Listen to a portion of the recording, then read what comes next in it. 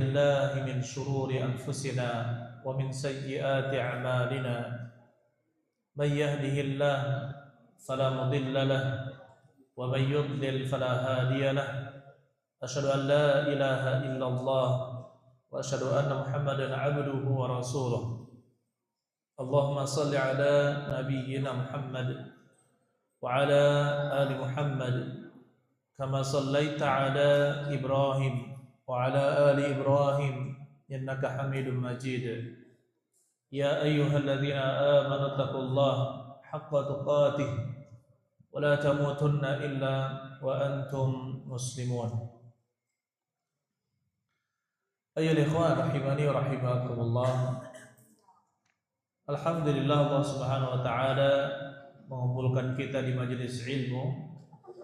Mudah-mudahan kita selalu bersemangat untuk menuntut ilmu, mencintai ilmu ini sampai akhir hayat kita.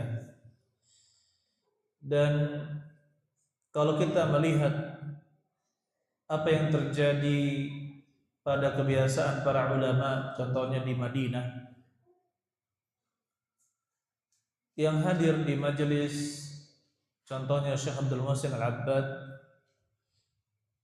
adalah para penuntut ilmu dari mahasiswa Universitas Islam Madinah.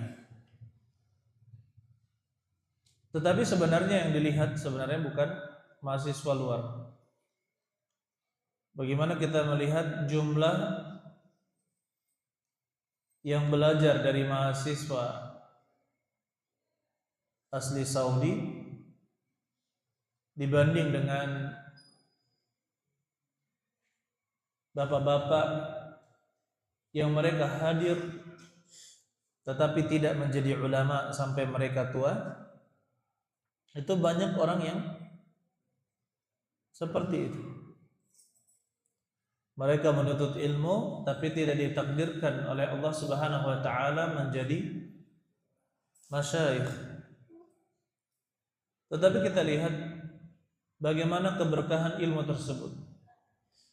Ketika duduk di majelis para ulama, mungkin mereka tidak diberkahi dengan kemampuan menghafal kaidah-kaidah atau beristinbat, mengambil hukum dari dalil-dalil, atau membaca korelasi atau hubungan antara kejadian dan juga hukum sebelumnya dengan qiyas. Tetapi dengan bertahun-tahun duduk di majelis ilmu, kita bisa melihat perbedaan. Dengan duduk di majelis ilmu, banyak sekali fatwa masyayikh yang mereka dapatkan. Sehingga setiap ada permasalahan, mereka bisa dengan cepat menyebutkan ini pernah difatwakan oleh Syekh Fulan, ini pernah disebutkan oleh Syekh Fulan. Bahkan saya menyaksikan sendiri ayyuhal ikhwan bagaimana guru kita, senior kita yang waktu itu mahasiswa S2 minta saran kepada salah satu murid Syekh yang bukan ulama yang mengisi kajian tapi sekretaris, bertanya tentang satu permasalahan dan beliau sebutkan dengan mudah. Waktu itu ya Syekh ini jatah untuk haji cuma 1 orang, gimana katanya, sedangkan angkatan ini jumlahnya sekian. Maka kata sekretaris tersebut, sawi al-qur'ah, lakukanlah qur'ah atau menggoncang, ya. Dan ini sesuai dengan kaidah. Cuma saya tuh kagumnya, beliau ini bukan syekh tapi rajin hadir puluhan tahun, berpuluh-puluh tahun bersama Syekh Abdul Muhsin Al-Abbad. Ketika ada permasalahan seperti itu, harusnya penuntut ilmu ya bisa dengan cepat menyelesaikan permasalahan, tetapi beliau bisa dengan cepat menjawab permasalahan itu. Kalau misalkan kan kaidahnya seperti itu, idza stawatil huquq biduni murajjih apabila hak-hak itu sama tanpa ada yang menguatkan salah satunya, maka diadakan al-qur'ah. Apa itu qur'ah? Undian atau digoncang. Kan seperti itu. Jadi ini keutamaan ayol ikhwan apabila kita hadir di majelis ilmu. Ya, kita hadir di majelis ilmu. Dan seperti perkataan para ulama terdahulu, al-ilmu idza lam tu'tika kullak lam yu'tika. Ilmu itu kalau kamu tidak berikan seluruh dirimu untuk ilmu, dia tidak akan memberikanmu apa-apa. Tetapi jika engkau memberikan seluruhmu untuk ilmu, ya, yu'tika ba'dah, maka dia akan memberikan sebagiannya. Dan itu pun ala gharar, ketidakseimbangan. Maka kita katakan kalau kita benar-benar mau menuntut ilmu, ya, dan mengambil keutamaan menjadi penerusnya Nabi Muhammad SAW, maka tirulah para ulama al-ajilla, para ulama yang mereka memang adalah ulama bagaimana mereka menuntut ilmu. Mengapa ya ikhwan? Ada tidak manusia yang lebih utama daripada para nabi? Ada tidak yang lebih utama daripada para nabi? Jawabnya tidak ada.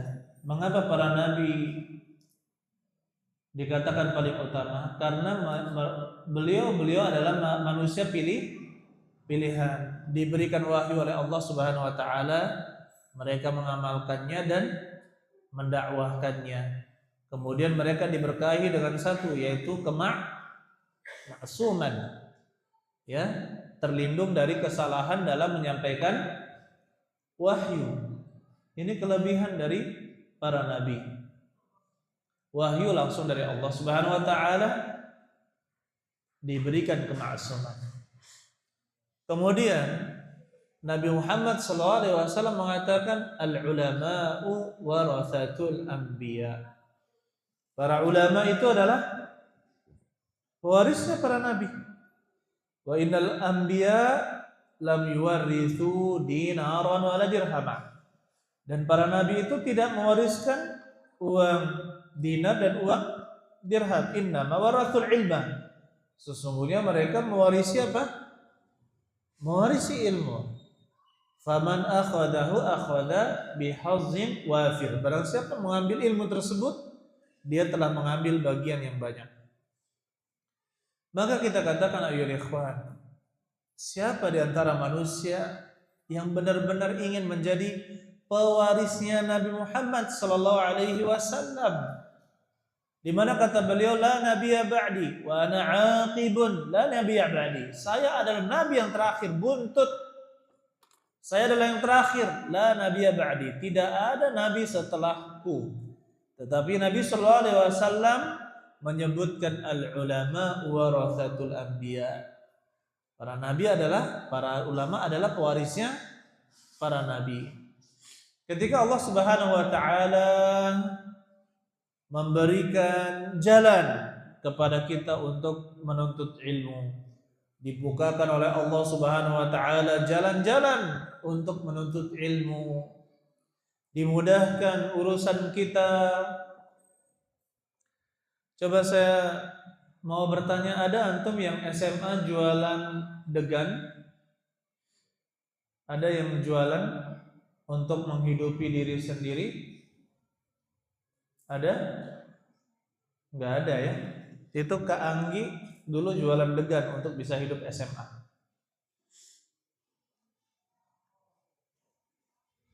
Ya. Ada di antara antum yang masak 3 kali sehari, memikirkan makan hari ini apa? Ada? nggak ada, tapi dimasaki, ya kan?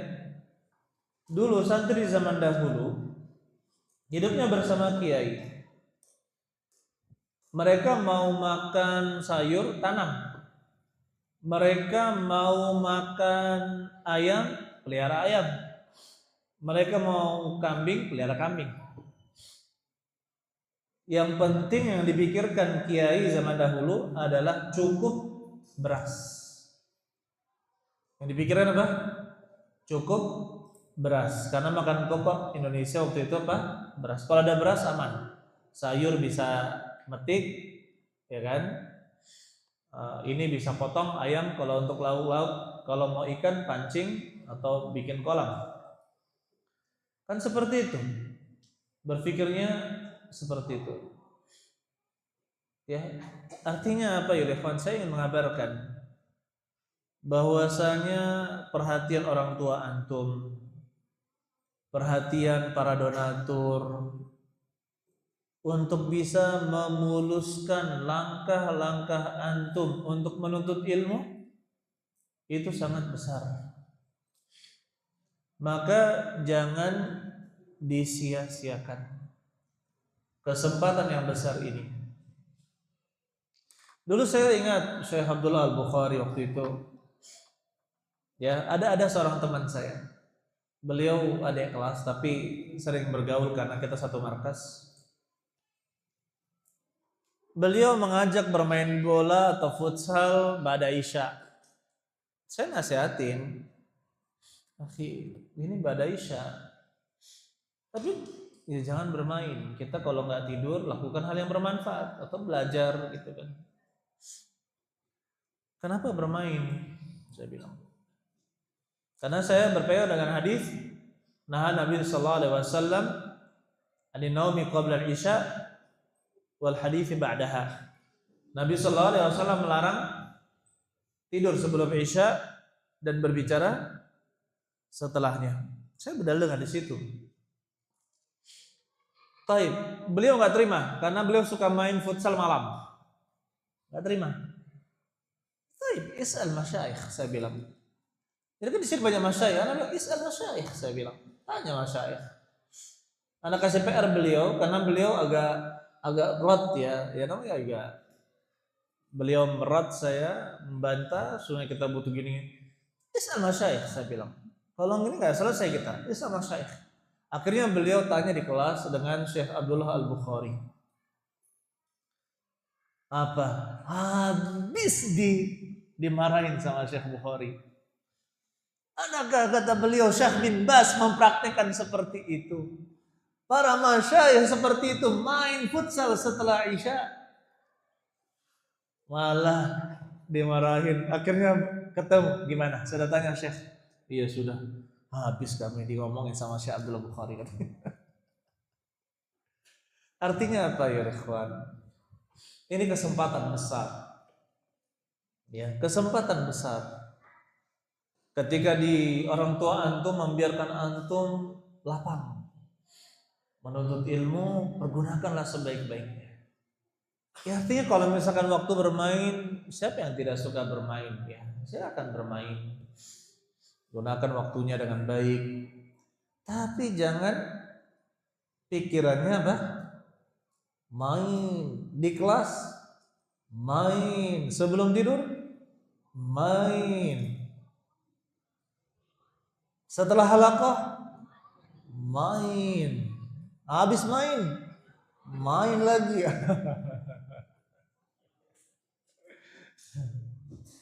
Jadi ini amanah. Bagi yang mengenal amanah, maka dia akan beramanah, memegang amanah tersebut.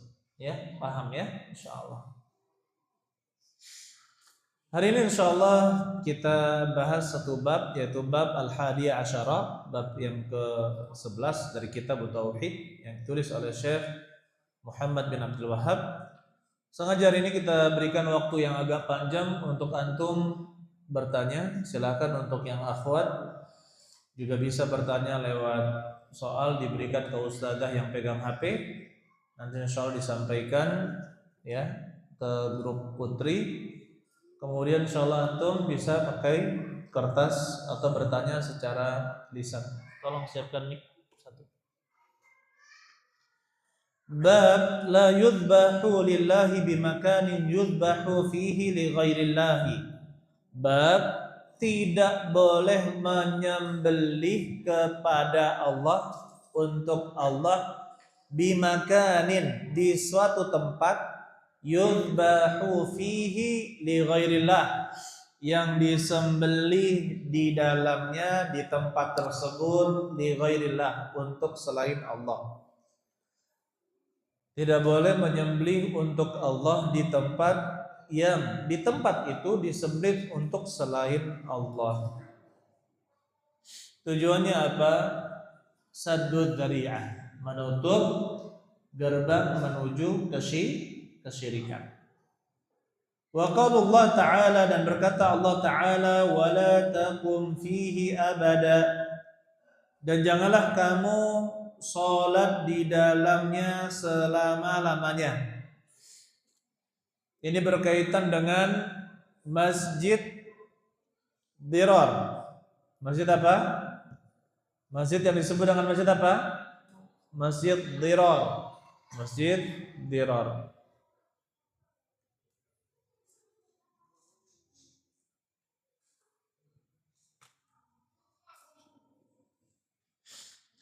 Yaitu di dalam surat At-Taubah ayat yang ke-108. La taqum fihi abada la masjidun ussisa 'ala taqwa min awwali yawmin ahaqqu an taquma fihi rijalu yuhibbuna an yatatahharu wallahu yuhibbul mutahhirin. Baik. Wa an Thabit bin Dhahhak, diriwayatkan dari Thabit bin Ad-Dhahhak anhu qala, bahwasanya dia berkata, nadzara rajulun an yanhara ibilan bibwana. Seorang laki-laki bernazar untuk menyembelih atau bernahar seekor onta bibuana di tempat yang namanya Buana. Fasa'alan Nabiyya sallallahu alaihi wasallam, kemudian dia pun bertanya, fasa'alan Nabi sallallahu alaihi wasallam, kemudian Nabi sallallahu alaihi wasallam pun bertanya kepadanya. Faqal, dan beliau berkata, hal kana fiha wathanun min awthanil jahiliyyati yu'bad? Apakah di sana di Buana itu ada patung atau berhala min awthanil jahiliyyati yu'bad, dari berhala-berhala jahiliyah yang disembah? Qalu la, mereka mengatakan tidak. Qal, beliau berkata, fahal kana fiha 'idun min a'yadihim? Apakah di sana ada perayaan dari perayaan-perayaan mereka? Qalu la, mereka menjawab tidak. Faqala Rasulullah sallallahu alaihi wasallam, maka berkatalah Nabi sallallahu alaihi wasallam, aufi binadzika, tunaikanlah nazarmu, fa innahu la wafa'a li nadhrin fi ma'siyatillah, sesungguhnya tidak ada wafa, tidak boleh menunaikan nazar fi ma'siyatillah, untuk bermaksiat kepada Allah, wala fi ma la yamliku ibnu Adam, begitu pula yang tidak dimiliki oleh anak Adam. Rawahu Abu Dawud wa isnaduhu ala syartihima. Hadis ini diriwayatkan oleh Al-Imam Abu Dawud, maksudnya dalam sunannya, yaitu Sunan Abi Dawud, wa isnaduhu ala syartihima, dan sanadnya sesuai dengan syarat mereka berdua, yaitu Al-Imam Al-Bukhari dan Muslim. Antum bisa pelajari ya ikhwan di dalam ilmu mustalah hadis, ya, fil mustalah, ma yuqalu bi anna al-haditha ala syartil Imam Al-Bukhari aw syartil Imam Muslim bin nazari ila madza ila al-asanid. Famathalan rajulun yarwi an syakhsin wa huwa min ruwati al-Imam Al-Bukhari bi sighati tahdits atau bi sighati riwayah anhu, wa in kana ar-rajulu min ar-rijali fi dzalika sanad laysa min thiqat walakinahu mathalan saduq aw ma qaruba dzalika min al-alfaz, lakinnahu awradahu al-Imam Al-Bukhari fi sahihihi wa kadzalika awrada al-Imam Muslim fi sahihi Muslim fi sahihihi wa in kana rajul laysa min al-thiqat. Baik. Faqal hadha al-hadith ala syarti al-Imam Al-Bukhari. Ma'anna an-nazar fil sanad ra'aynahu hasanan. Al-hadith hasan. Walakinahu ala syarti al-Imam Al-Bukhari fa ma'nahu madza? Anna al-hadith ala syarti al-Imam Bukhari min al-ahadits as-sihah.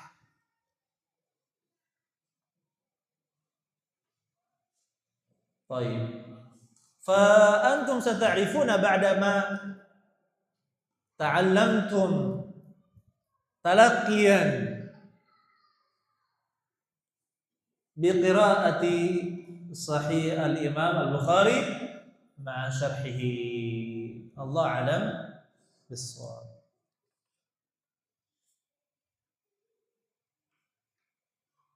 Artinya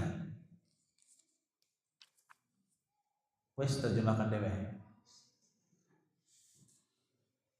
Makanya belajar bahasa Arab.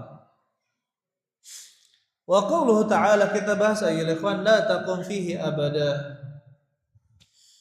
La taqum fihi abada. Ini berkaitan dengan masjid yang dinamakan Masjid Dirar. Di mana Masjid Dirar itu? Di mana? Di masjid. Di mana Masjid Dirar? Di Madinah. Dekat mana? Dekat mana? Di wilayah apa? Iya, di Madinah. Di mananya? Di dekat Masjid Quba. Di dekat Masjid Quba. Sudah ada Masjid Quba, kemudian didirikan lagi satu masjid. Nah, sebenarnya dulu ada yang bernama Abu Amir Al-Fasiq. Abu Amir Al-Fasiq. Dia dulu disebut sebelum Nabi sallallahu alaihi wasallam datang, ini orang kafir, sebagai Abu Amir Ar-Rahib. Dan banyak yang memuliakannya karena kepandaiannya dan ya kehebatannya dalam ilmu. Dan dia juga membaca Alkitab. Akhirnya ketika Nabi Shallallahu Alaihi Wasallam datang, dia pun sangat membenci Nabi Shallallahu Alaihi Wasallam, dan Nabi Shallallahu Alaihi Wasallam menjulukinya sebagai Al-Fasiq, Abu Amir Al-Fasiq. Kemudian Al-Fasiq ini, Al-Kafir ini pergi ke negeri Syam. Ya, pergi ke negeri Syam. Dan dia menulis surat kepada jamaah pendukungnya dari kalangan orang-orang munafik di Madinah agar mendirikan tempat berkumpul. Agar mendirikan apa? Tempat berkumpul. Nah, yang mendirikan ini sebagian besar adalah orang-orang munafik. Dan ada sahabat yang ikut-ikutan karena tidak tahu niat busuk mereka. Diadakanlah tempat berkumpul ini kemudian mereka sebut dengan masjid sebagai pengelabuan atas rencana mereka untuk menyambut nanti pembesar mereka yang bernama Abu Amir ya Al-Fasiq ini. Nanti kalau mereka Abu Amir datang, maka kita sambut di sini dan kita bangun di masjid tempat untuk dia. Baik. Pada awalnya mereka datang kepada Nabi Sallallahu Alaihi Wasallam ketika Nabi Sallallahu Alaihi Wasallam ingin berangkat ke perang Tabuk. Perang apa? Perang Tabuk. Minta izin kepada Nabi Sallallahu Alaihi Wasallam agar sholat di sana, agar sholat di masjid tersebut. Maka Nabi Sallallahu Alaihi Wasallam ya menjanjikan nanti setelah pulang dari Tabuk insya Allah. Tapi ternyata setelah Nabi Sallallahu Alaihi Wasallam pulang dari Tabuk, perjalanan tinggal sehari atau 2 hari atau semalam atau 2 malam, maka Rasulullah Sallallahu Alaihi Wasallam mendapatkan kabar dari Allah Subhanahu Wa Taala, turunlah ayat la takum fihi abada. Akhirnya Nabi Sallallahu Alaihi Wasallam mengutus 2 orang sahabat untuk pergi bergegas menuju masjid itu, kemudian mengambil api di rumah-rumah dekat sana, karena kan kalau mau masak kan harus ada api nyala terus ya. Diambil api, disiapkan kayu bakar, kemudian dibakarlah masjid tersebut. Dan masjid ini dinamakan Masjid Dirar. Kemudian di zaman para sahabat Nabi Sallallahu Alaihi Wasallam, tempat itu jadi tempat pembuangan sampah. Jadi tempat pembuangan sampah untuk menghinakan tempat tersebut. Baik, ini namanya masjid apa? Masjid Dirar. Baik. Kata Allah Subhanahu Wa Taala, la takum fihi abada. Janganlah kamu sholat di sana selama-lamanya. Ya, selama-lamanya. Saya punya tulisan ini di majalah As-Sunnah tentang ini, ya ikhwan. Kalau antum tertarik membaca kisahnya bisa dilihat, ada juga di internet. Tentang Masjid Dirar, tafsir ayat ini.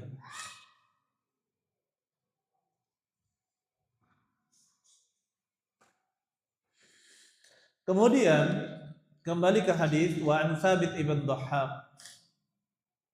Dia berkata, "Nadzara rajulun an yanhara ibilan." Seorang laki-laki bernazar untuk menahar ibil.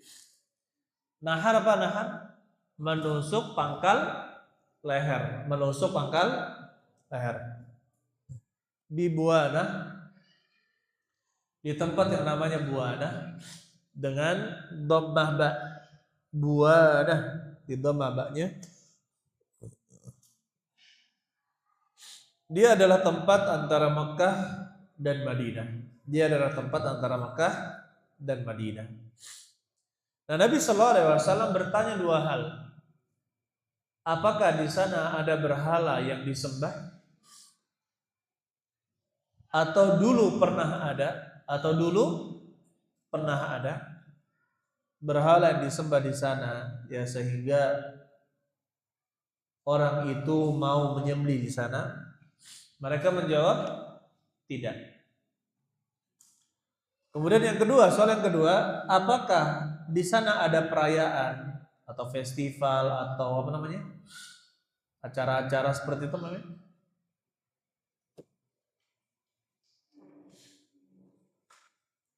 Ya, ada acara-acara tahunan. Apakah di sana ada acara-acara orang kafir? Jawabannya tidak. Maka Nabi Sallallahu Alaihi Wasallam mengatakan aufi binadzik, penuhi nazarmu. Fa innahu la wafa'a li nadrin fi ma'siyatillah. Sesungguhnya tidak boleh memenuhi nazar untuk bermaksiat kepada Allah. Wala fi ma la yamliku ibnu Adam. Begitu pula yang tidak dimiliki oleh anak Adam. Berarti apa? Nazar itu sebagaimana kata Nabi di dalam hadis yang lain sallallahu alaihi wasallam, la nazara Man nadzara an yuti' Allah falyuti'hu wa man nadzara an ya'siyahu fala ya'sih. Barang siapa bernazar untuk mentaati Allah maka taatilah, dan barang siapa bernazar untuk bermaksiat kepada Allah maka jangan dia penuhi. Jangan dia penuhi. Berarti yang pertama, nazar untuk bermaksiat itu tidak boleh dipenuhi. Ya. Begitu pula yang kedua, nazar untuk apa? Apabila nazarnya itu terlalu berat, tidak akan sanggup dia melakukannya. Contohnya seperti ini, saya bernazar, ya. Misalkan katanya siapa? Raka misalkan. Kalau saya berhasil menikahi Sukma, misal saya akan sholati semua masjid dengan berjalan kaki sampai Palembang. Waduh. Kira-kira berat nggak ini? Berat ya. Ya sudah, batalkan nazarnya dengan kafaratul yamin. Kafarat sumpah. Yang pertama apa? Memerdekakan budak atau memberi makan berapa? 10 orang miskin, atau memberi pakaian 10 orang miskin. Jika tidak mampu maka berpuasa 3 hari berturut-turut. Jadi kalau bernazar untuk maksiat batalkan nazar tersebut dengan kafaratul yamin. Ini lebih pendapat yang artinya lebih menenangkan, walaupun ada khilaf di kalangan ulama. Kemudian wala fi ma la yamliku ibnu Adam. Seperti itu. Nazar yang tidak disanggupi anak Adam. Contohnya bernazar untuk tegak di bawah lapangan futsal di terik matahari, dari matahari terbit sampai terbenam matahari, gosong. Ya. Berdiri tegak tidak bicara. Kira-kira berat apa berat? Nah, berat, jangan dilakukan. Karena Nabi SAW juga melarang dari sukut. Ya, sukut itu puasa sukut dengan diam itu dilarang oleh Nabi SAW. Nah, kalau kita lihat ya ikhwan, di sini terdapat penjagaan Nabi SAW memutus rantai menuju ke yang haram, yaitu kepada kesyirikan. Jadi beliau khawatir kalau di sana ternyata ada dulunya berhala, ditakutkan mereka melakukan itu karena terkait dengan apa? Berhala. Atau karena di sana ada perayaan, dulunya ada perayaan, kemudian menyembelih di sana sehingga memiliki taksis, ada pengkhususan, ya.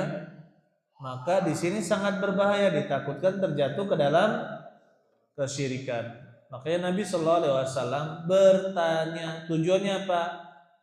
Menutup gerbang menuju kesyirikan. Dan itu sangat banyak dilakukan oleh Nabi SAW. Contohnya beliau mengatakan, la tutruni kama atratin nasara ibna Maryam. Janganlah kalian memujiku, menyanjungku terlalu tinggi sebagaimana orang-orang Nasara menyanjung anak Maryam. Ditakutkan nanti disembah, Nabi Muhammad SAW disembah. Begitu pula Nabi SAW melarang la tusallu ilal kubur wa la tajlisu 'alaiha. Janganlah kalian sholat menghadap kubur dan jangan juga duduk di atasnya. Ya, jangan duduk-duduk di atas kubur. Tujuannya apa? Jangan sholat menghadap kubur, takutnya nanti menyembah kuburan. Begitu pula berdoa itu kepada Allah, menghadap kiblat. Ya, menghadap kiblat, bukan menghadap ke kuburan. Tujuannya apa? Agar jangan sampai terjadi kesyirikan. dan banyak lagi yang lain yang Nabi Shallallahu Alaihi Wasallam melarang agar umatnya jangan sampai terjatuh ke dalam apa? Dalam kesyirikan. Nah, termasuk di dalamnya adalah beliau melarang menyembelih di tempat yang dulunya dilakukan peribadatan orang-orang kafir di dalamnya, maka tidak boleh. Ya, tidak boleh, takut terjatuh ke dalam apa? Ke dalam kesyirikan. Allahu a'lam bishawab. Baik.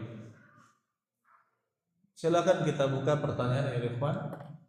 Selesai bab ke-11. Tafadhal. Untuk yang akhwat silakan bisa bertanya.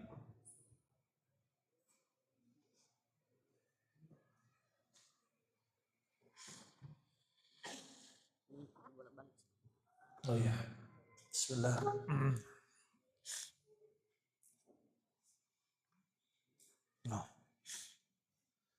Bagaimana hukum mengambil mangga yang jatuh di tanah pondok? Ini kan sudah ada aturannya, sudah kita kasih tahu ya. Kalau jatuh ambil, tapi jangan sengaja dijatuhin. Bilangnya, Ustaz, jatuh Ustaz, boleh saya ambil?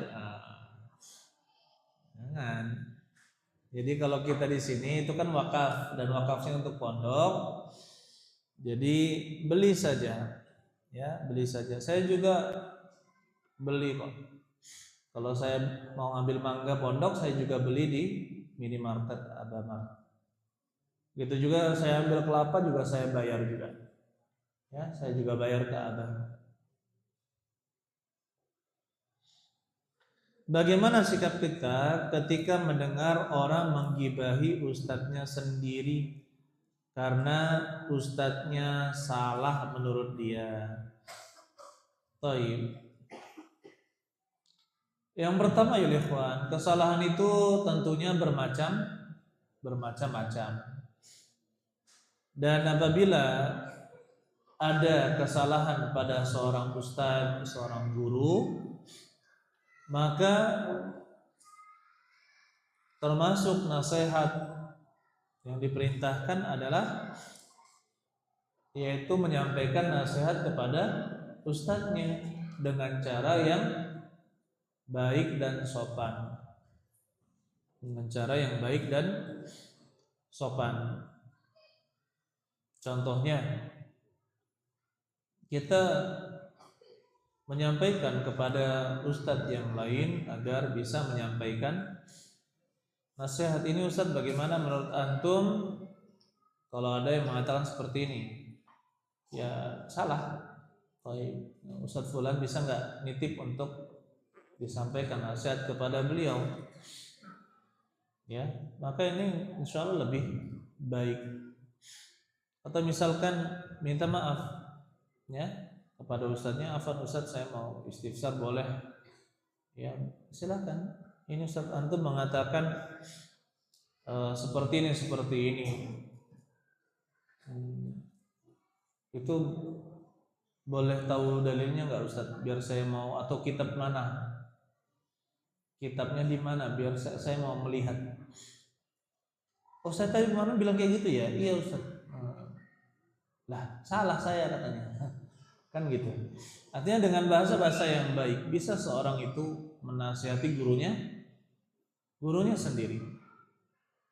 Ya, gurunya sendiri. Dan ini menunjukkan sayangnya murid kepada gurunya.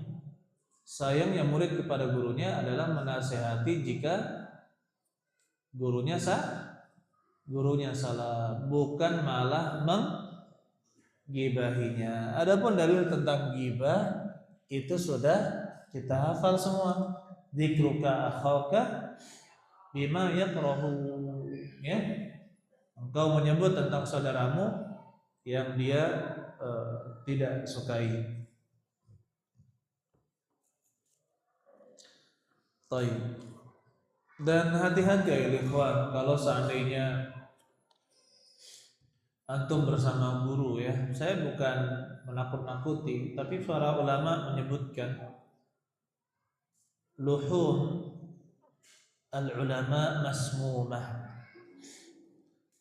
Dagingnya para ulama itu beracun. Maksudnya apa? Maksudnya jika itu tidak benar, itu adalah fitnah, ya. Maka sebagaimana racun yang memakan racun tersebut akan terkena apa?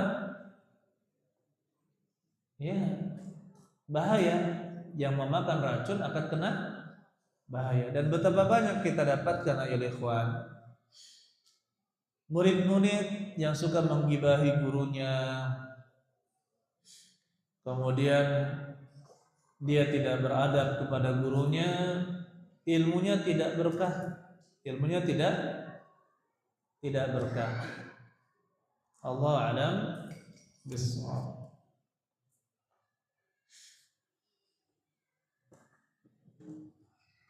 Kemudian kita juga nasihatkan bahwasanya mungkin tidak kita mendapatkan guru yang tidak ada aibnya. Mungkin tidak kita mendapatkan guru yang tidak ada aibnya. Jawabnya, setelah Nabi SAW meninggal, tidak ada yang tidak punya aib.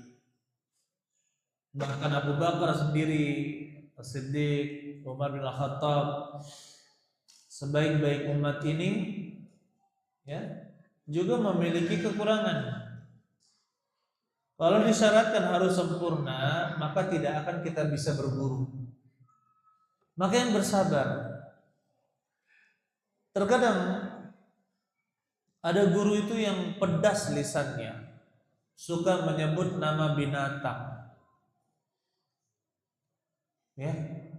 Kenapa? Karena dia merasa sangat dekat dengan muridnya. Akhirnya dia ringan lidahnya untuk menyebut dengan lakop-lakop. Dia karena sudah merasa dia sudah sangat dekat dengan muridnya. Akhirnya dia melakopi dengan yang kalau orang dengar itu tidak disukai, mungkin seperti itu. Akhirnya dia tersinggung, dia ini, dia itu. Subhanallah, ini kelemahan dari guru tersebut. Atau misalkan ada guru ya yang mendiamkan kesalahan muridnya. Sudah jelas-jelas salah, tapi dia tidak mau memperbaikinya.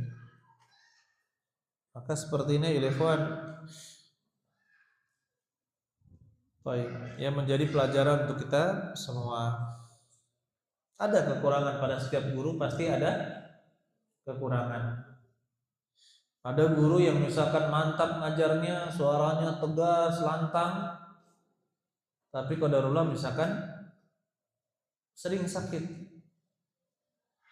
ya, sering sakit misalkan. Akhirnya apa? Karena seperti itu, ada seorang guru kita mengatakan, yang juga belajar sama beliau, Anda nggak bisa kalau seperti ini. Kita datang, beliau uzur. Memang pada saat itu beliau agak sakit keras ya, syekhnya.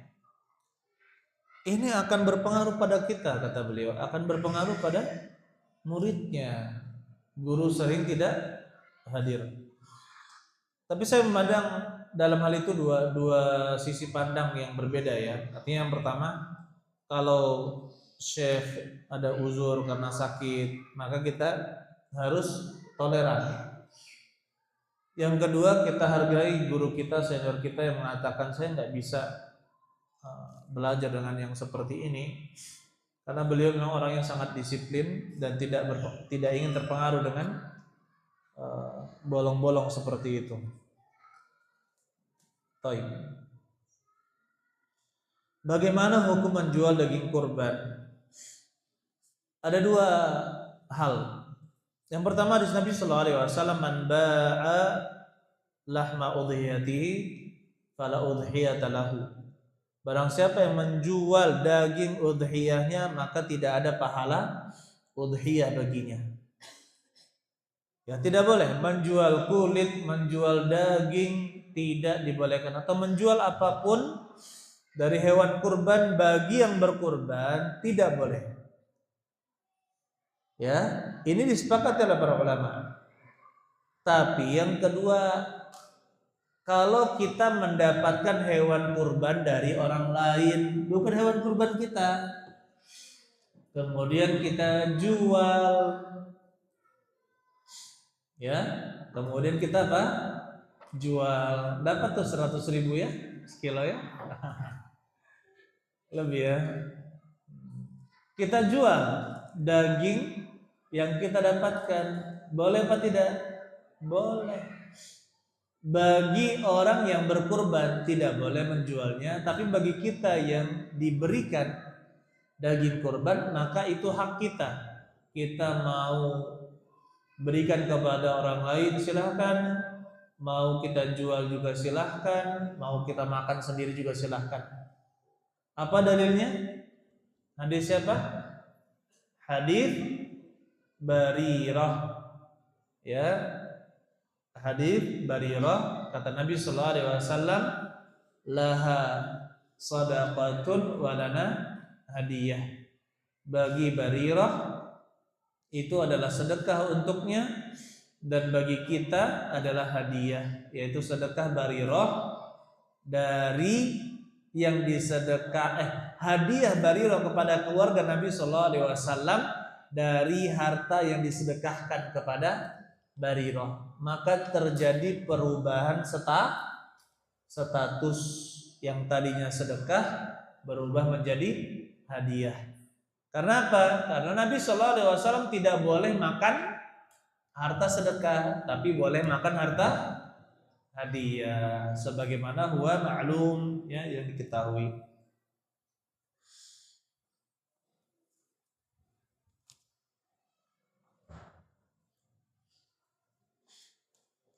Apakah wakaf boleh diperjualbelikan? Kalau tidak boleh, mengapa di pondok diperjualbelikan?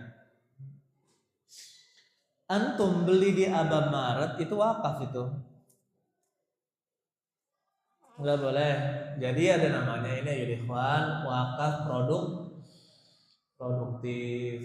Contohnya, ada orang berwakaf pohon sawit 100.000 hektar.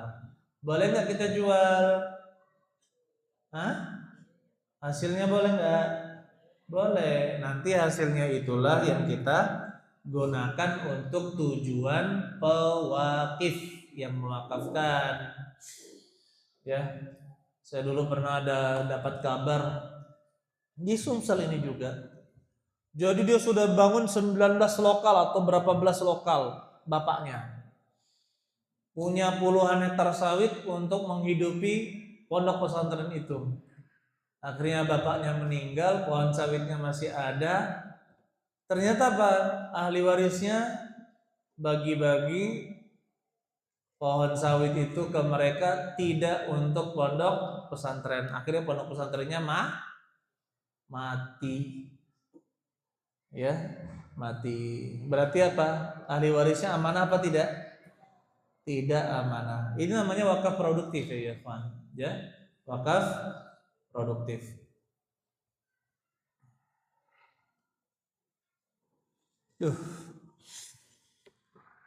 Afwan Ustaz, bagaimana jika dihadapkan antara berpacaran dengan bermain game?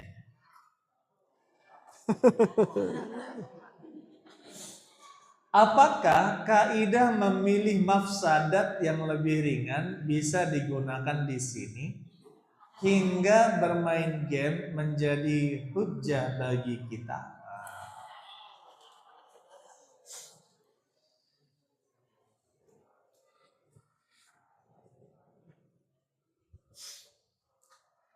Apakah pilihannya hanya dua? Sampai memilih dua saja, tidak ada yang lain?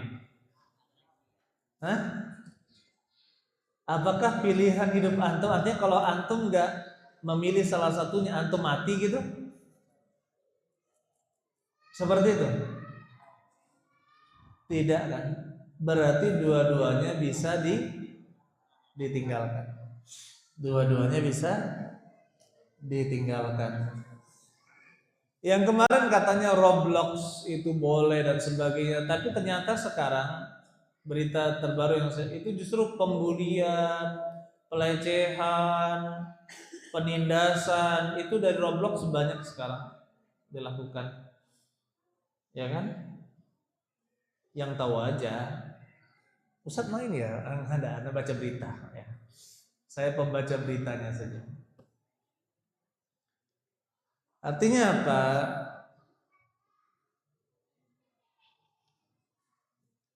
Kita katakan ayo ikhwan, kalau antum mau bermain game seperti yang Tetris, tahu kan Tetris? Ular apa? Snack apa? Ah, terus tembak-tembakan tuh. Maka yang seperti ini seperti permainan biasa. Seperti permainan biasa. Tapi ada itu yang dia jadi penjahat tuh apa tuh? Dikejar polisi apa itu? Itulah pokoknya dia jadi penjahat. Boleh nggak kira-kira itu jadi penjahat, memainkan penjahat? Itu menjadi penjahat aja sudah salah. Kemudian pedang, sihir ya. Boleh nggak itu sihir-sihiran?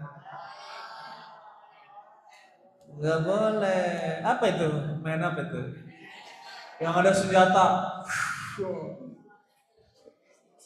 Ya. Makanya kita katakan kita berhati-hati ya. Jadi pilihannya berarti bukan dua kan, banyak. Ya enggak? Pacaran, main game atau main futsal. Ya main aja futsal gitu kan. Main volley gitu kan. Masa pilihannya cuma dua seolah-olah kalau milih salah satu nanti mati gitu ya? Enggak. Ya, maka jangan sampai menggunakan agama apalagi ilmu untuk apa? Membenarkan kebatilan.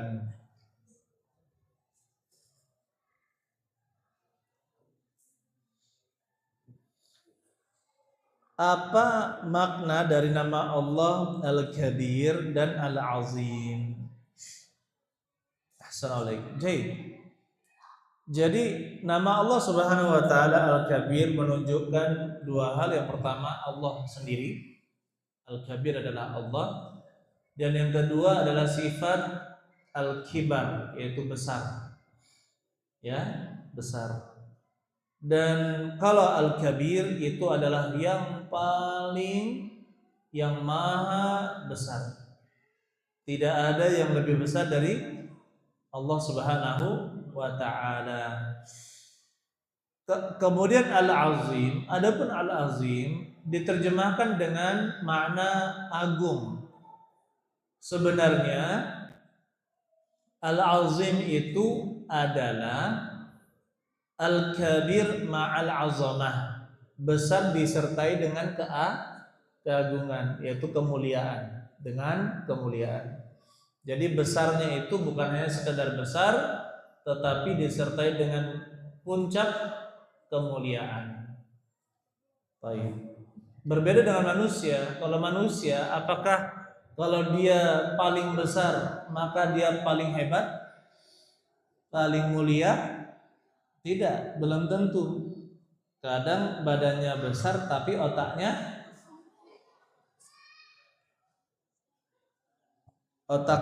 seperti yang Nabi bilang kan 80 ya. Mirip apa? Nah, itu.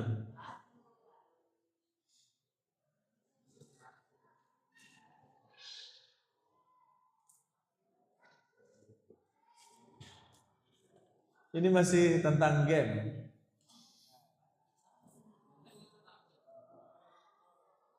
Bagaimana hukum sholat di musola yang depannya terdapat kuburan? Jika tepat di kiblat kuburan, maka tidak boleh. Ya, kecuali dipisahkan dengan jalan atau pagar. Kalau dia dipagari dan manusia melihatnya itu terpisah dengan masjid atau musola, ya dipisah dengan pagar. Orang melihatnya ini terpisah antara masjid dan musola. Begitu pula ada jalan yang dilalui manusia bahwa yang terpisah dengan jalan, maka yang seperti itu tidak mengapa. Tapi kalau misalkan langsung mepet di dinding musola atau dinding masjid, maka kata Nabi Sallallahu Alaihi Wasallam, la tusallu ila al-kubur. Janganlah kalian sholat menghadap ke kuburan.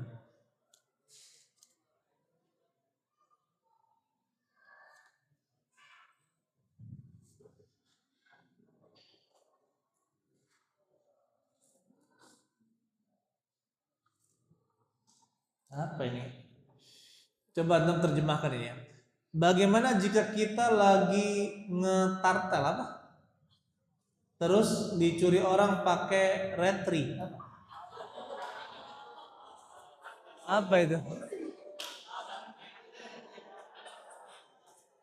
Apakah hal kita menumpahkan darahnya lah Allahu a'lam. Jadi nggak harus semua pertanyaan kita jawab. Aslinya nggak tahu itu istilah-istilah itu. Tapi kalau di sini saya tahu nih ya. Ini saya tahu nih. Antum juga tahu. Insyaallah.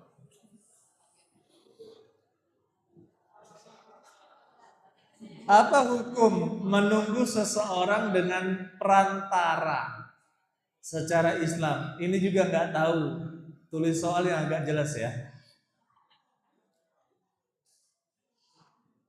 Apakah doa air zam-zam tetap mustajab walaupun orangnya pendosa? Ya, justru kita berdosa, kita berharap kepada Allah Subhanahu wa taala. Sama ketika banyak orang kan kaya, diajak umroh. Untuk masalah ini saya belum siap. Saya masih banyak dosa. Lah, emang yang ke sana nggak pengen dihapuskan dosa, malah kita ingin dihapuskan dosa-dosa. Ini malah hati saya belum siap. Justru berdosa itu minta pengampunan ke Baitullah.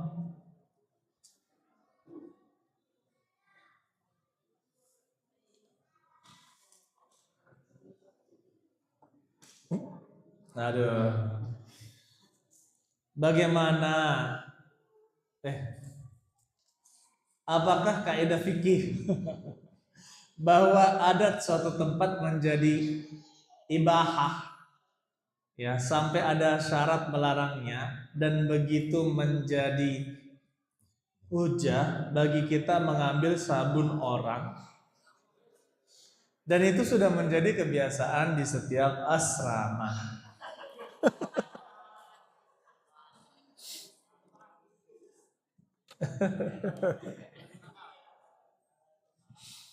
Baik, ayo ikhwan. Yang pertama ya. Jadi al-adatu memang ada kaidah. Al-adatu muhakkamah. Oh, ini soal-soal santri ini sudah pakai kaidah ya, Abu Yazid ya. Al-adatu muhakkamah. Kaidah. Di situ pernah termasuk misalkan mengambil buah ya. Nabi Shallallahu Alaihi Wasallam membolehkan mengambil buah di satu kebun, ya, dan tidak boleh dilarang. Para ulama menyebutkan bahwa pembolehan ini berdasarkan urf, muta'alliqun bil urfi. Jadi kalau misalkan di daerah tersebut ada pohon kurma misalkan dan sudah terbiasa yang mengambil dan makan di sana tidak boleh dilarang dan menjadi adat, maka tidak perlu izin pun tidak mengapa. Nah, kalau di kita di Sumsel ini seperti pohon duku.